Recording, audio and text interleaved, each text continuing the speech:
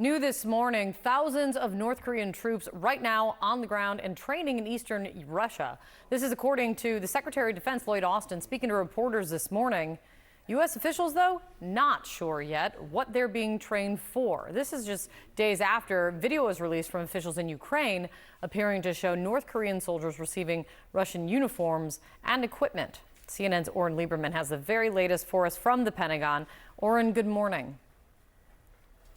Good morning, Kate. In terms of the numbers we're looking at here, a senior administration official says it's in the thousands. Of course, the U.S. trying to get a better handle on just how many soldiers there are moving from North Korea to Russia, and of course, what their ultimate goal is. In terms of the imagery that's expected to be released and the intelligence that is likely to include satellite imagery that shows the ships that are moving North Korean troops from North Korea to Russia, and perhaps the training grounds as well, where these North Korean troops are receiving training. Of course, a key question is, what are they training to do? If they're training to fight in Ukraine on behalf of Russia, Defense Secretary Lloyd Austin earlier today made it clear how serious that would be. We are seeing evidence that there are North Korean troops that have gone to Africa. Now, what exactly? Not Africa, but Russia. What exactly they're doing, left to be seen. These are things that we need to sort out.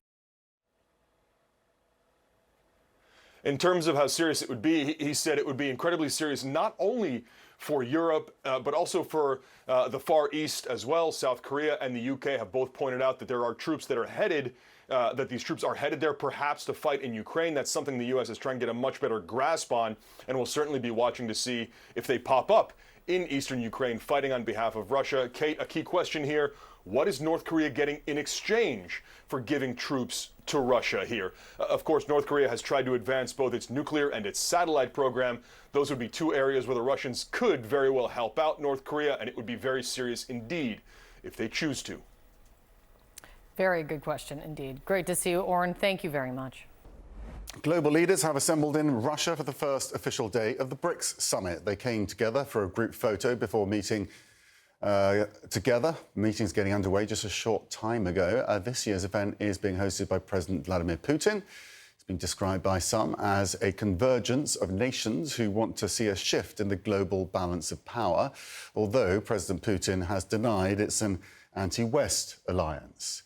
Claire Sebastian's here in London, but first we're going to go to Mark Stewart in Beijing. And it is, the power of those images is really what we're speaking to here. It doesn't really matter in a way what comes out of that meeting. It's just the fact that these very powerful people are working together. Absolutely, Max. I think there is no question that at this point in the summit, the symbolism is really becoming the substance in all of that. And that certainly includes this no limits partnership between Russia and China. And as we have seen some images shortly of Xi Jinping and Vladimir Putin shaking hands, this is the third time these two men have met face to face, this time on Russian soil. And that the optics of that certainly do say a lot, considering all of the other conflicts that are taking part in the world right now.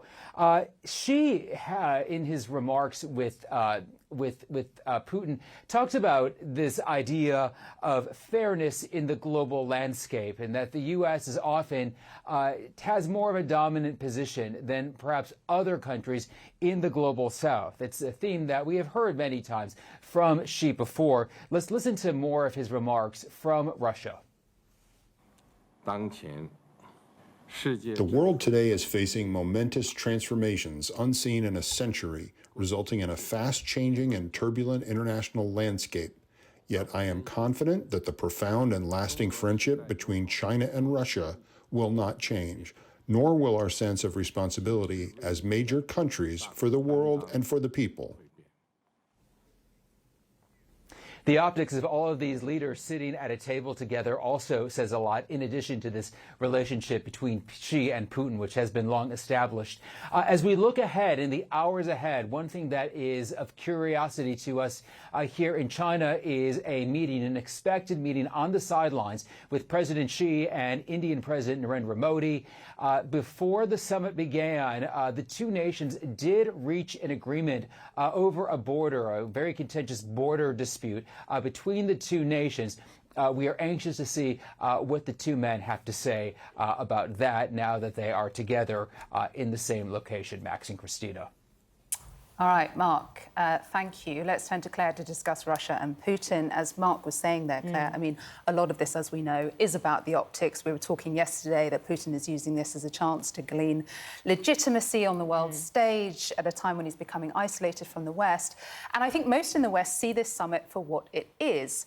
However, there are some who take a different view. We were going to throw to a soundbite there from Donald Trump, essentially praising these world leaders, these autocrats, as we have seen him do many times before, as strong men. I mean, how dangerous is that in that, you know, in this particular instance? It's not just about the optics, is it? If someone like Donald Trump, potential president, is going to be making those types of comments. Yeah, I think it's not clear-cut, right? I think on the one hand, the BRICS summit and the timing of it just 2 weeks before the US election makes this even more of an effective power play for Russia in some ways, because Putin stands there at the center of this global alliance.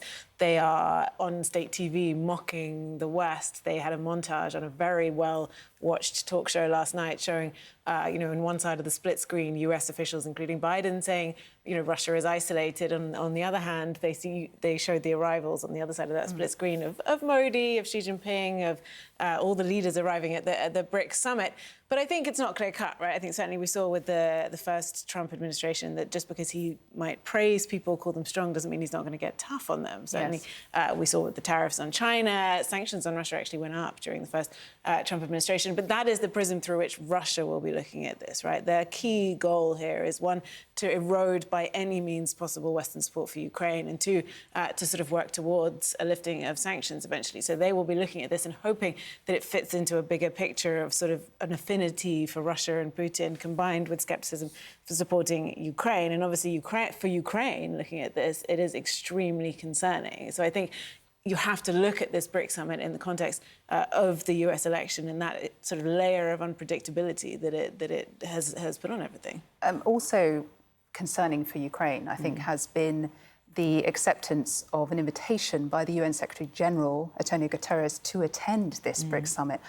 Many are questioning why he's chosen to attend. What do we know? Yeah, I mean, Ukraine is very upset about this. The Foreign Ministry put out a post on X yesterday saying, he did not accept an invitation to the Ukrainian Peace Summit back in June, and now he is going to Russia to meet with officials there. The UN addressed this in its briefing yesterday, the spokesperson saying, he went to the BRICS Summit in South Africa. He likes to go to meetings where these major regional players are there, and he will be reaffirming his well-known views on Ukraine, that there needs to be a just peace according to the UN Charter. But look, these are the arrival shots. He's tasting the delicacies in that southern Russian city of Kazan. This is undoubtedly something that will play very heavily in Russian state media and the propaganda there, and clearly is something that the Ukrainians are going to continue to protest.